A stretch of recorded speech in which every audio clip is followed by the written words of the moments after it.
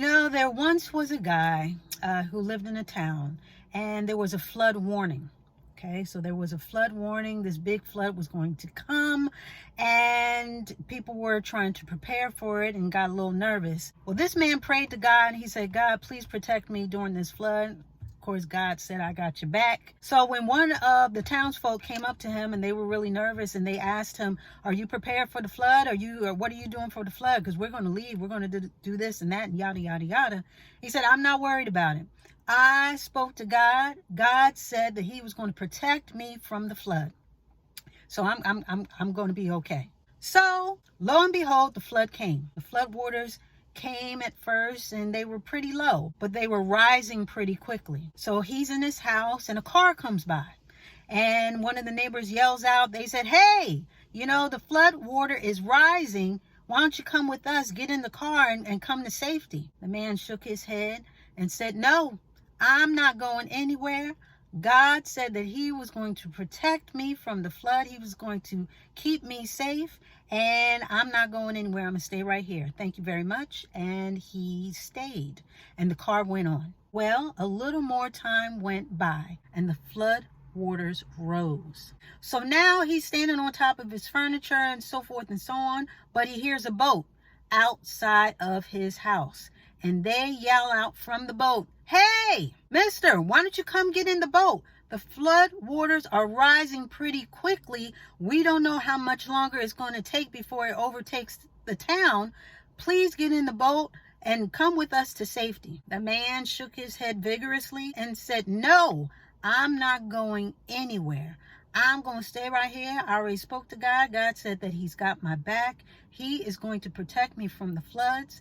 I'm not going in. I shall not be moved. So the people in the boat, they asked again. They said, please, I think you ought to come with us. These waters are getting pretty treacherous. He said, I will not go. And so the boat left, and he stayed. So after a little while longer, now the waters are really high. The waters have gone so high that he has now resorted to standing on top of his roof.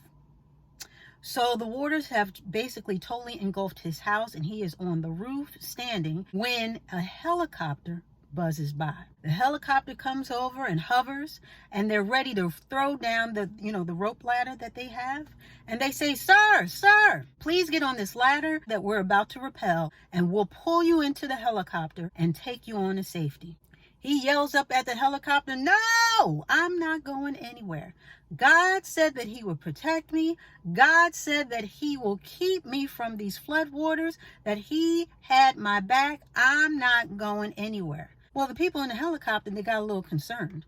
They yelled back down. They said, sir, the waters are rising quickly. Once we are gone, there will be no other help. Please get on this ladder. We'll pull you up to the helicopter, and we'll take you off to safety. Well, that man stood still while the waters were rising around his feet. And he said, I'm standing on God's promises. I'm not going anywhere. God said that he would protect me, and I'm relying on God. So you go on ahead. I'm going to be okay because God is going to save me.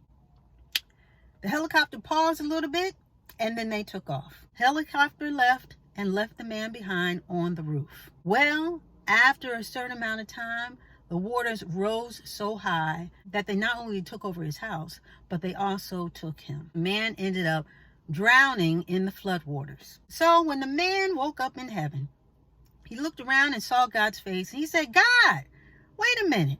You told me, now I done prayed, and you told me that you were going to protect me. You said you would protect me from the flood. And here I am, I done drowned in the waters. What happened? Why didn't you show up? So God looked at this man and said very calmly, I did try to help you. I sent the car, I sent the boat, and I sent the helicopter. Yeah.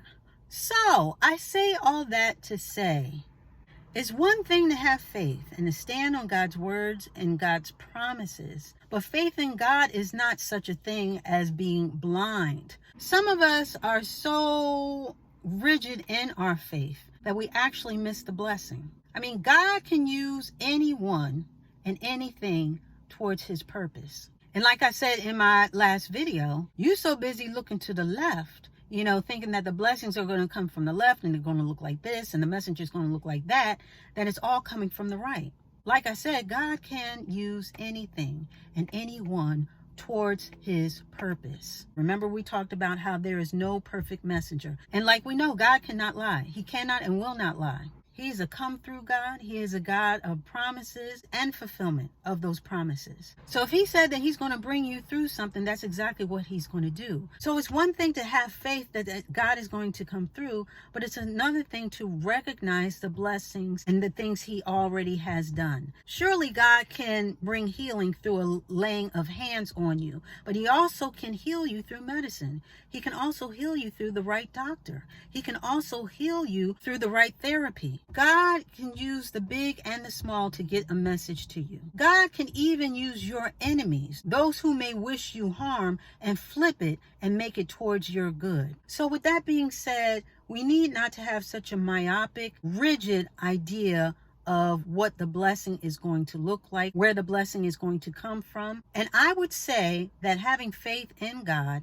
is not blind. You know how you hear the term blind faith? Well, I would say those who have blind faith, they're more caught up into religiosity than relationship. Because in religiosity, you're reading the words and you're applying the words only to your life. But having a relationship with Christ, the nuances of having a relationship with Christ, hearing his voice, knowing his voice, sharpening your discernment, having that relationship will have you open to not only clarify what you're asking for and standing on and having faith in God bringing those things to fruition, but also recognizing when it has happened.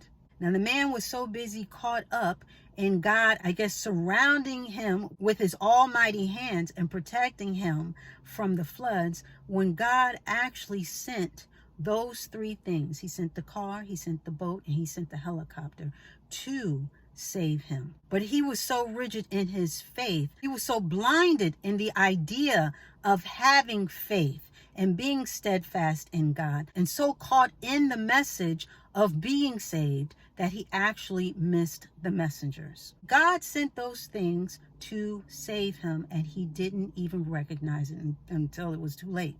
So I say all that to say, having faith in God should not be blind. It should not be a rigid thing where it is just doctrine, where it's just words or performing acts of faith or religiosity, being caught up in the words and the dictates of having faith, but without applying it with discernment via a relationship with Christ. Don't go through the acts of being faithful and performative religiosity. If you trust God with all of your heart and all of your soul, and you are in relationship with him, he will direct your path, and you will recognize his work.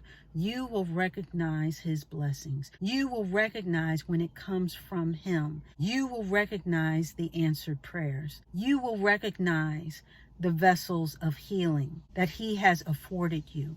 God did not make us mindless minions. He could have, but he did not. He loves us so much that he wants a relationship with us. We should be in relation with Christ. We should be in relation and want a relationship with God and his word. And in doing so, having faith that is born out of the word and reading of his word and the love for him and what he has promised us, knowing that he wants the best for us. So following Christ is not being blinded in any sense of the word.